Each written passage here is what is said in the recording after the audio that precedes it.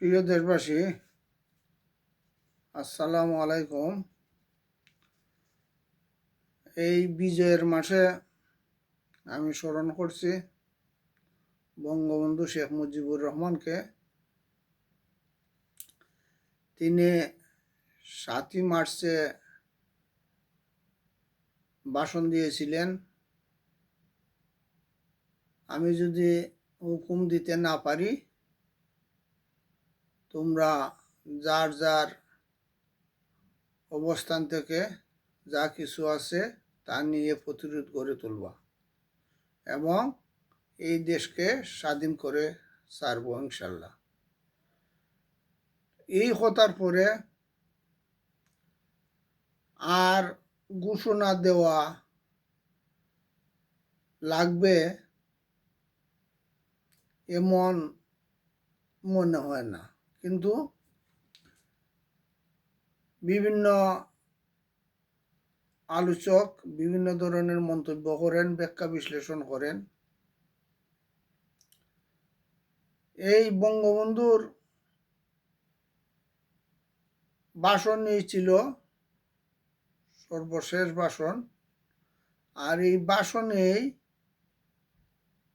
বাংলাদেশের দামাল ছেলেরা যুদ্ধে ঝাঁপিয়ে পড়েছিল এবং বাংলাদেশের বিভিন্ন প্রান্ত থেকে অনেকেই স্বাধীনতার ঘোষণা দিয়েছেন এবং বঙ্গবন্ধুর নেতৃত্বে তারা যুদ্ধ করেছেন। তবে বঙ্গবন্ধুর জীবনের বড় একটা সময় উনি জেলে ছিলেন। একজন সাংবাদিকের প্রশ্ন থেকে আমি এটা পাইছি, তা আমি তুলে ধরতেছি। বঙ্গবন্ধু প্রথম জেলে যান 48 ইংরেজিতে, আবার জেলে যান 49 ইংরেজিতে, আবার জেলে যান 52 ইংরেজিতে, আবার জেলে যান 54 ইংরেজিতে, আবার জেলে যান এই 54 ইংরেজিতে, 55 ইংরেজিতে আবার জেলে যান। 54 ইংরেজিতে আইয়ুব খানের শাসনামলে 5 বছর জেল খাটেন। আগরতলা মামলায় 62 ইংরেজিতে উনি জেলে যান। 64 ইংরেজিতে 3 বছর জেল খাটেন। তারপর 64 ইংরেজিতে এর মধ্যে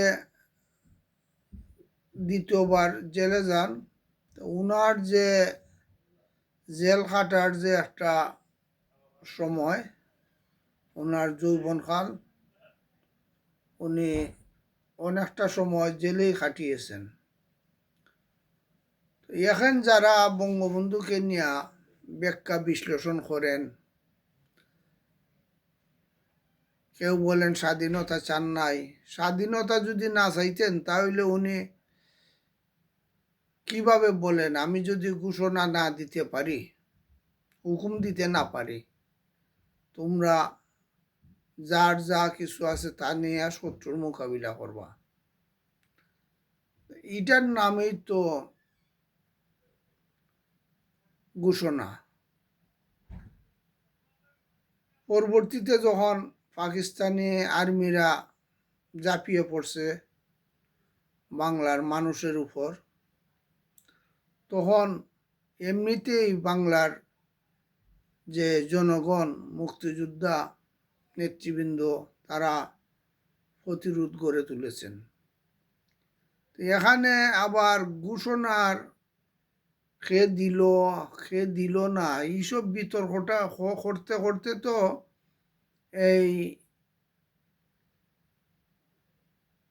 5ই আগস্টেই আনা হইল, অনেক মানুষ হত্যা হইল এই বিতর্কের কারণে। তারপরে এখনো 1 বছর এর উপরে চলেছে, এখনো যারা জুলাই আন্দোলন করেছে তাদের মধ্যে এখন বেজাল দ্বন্দ্ব। আগামী নির্বাচন কবে হবে এটাও মানুষ সন্দেহ করতেছে। তো শেখ মুজিবকে কি সব কিছুর ঊর্ধ্বে রাখা যায় না? শেখ মুজিবকে নিয়ে বিতর্ক করাটা এটা কি একটা বিশ্বাসঘাতকের সামিল আমি মনে করি। আগামী 16 ডিসেম্বর বিজয় দিবস অর্থাৎ স্বাধীনতা দিবস, আমরা সকল শহীদদের স্মরণে দোয়া করি এবং তাদেরকে যেন আল্লাহ বেশ নসিব করেন। আর আগামীতে যেন সকল দলের অংশগ্রহণে একটা সুন্দর নির্বাচন হয়,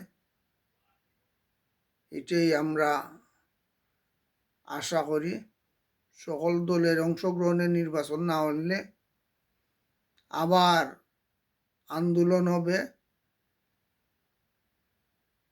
সংঘর্ষ হবে এবং মানুষ আরও মারা যাবে।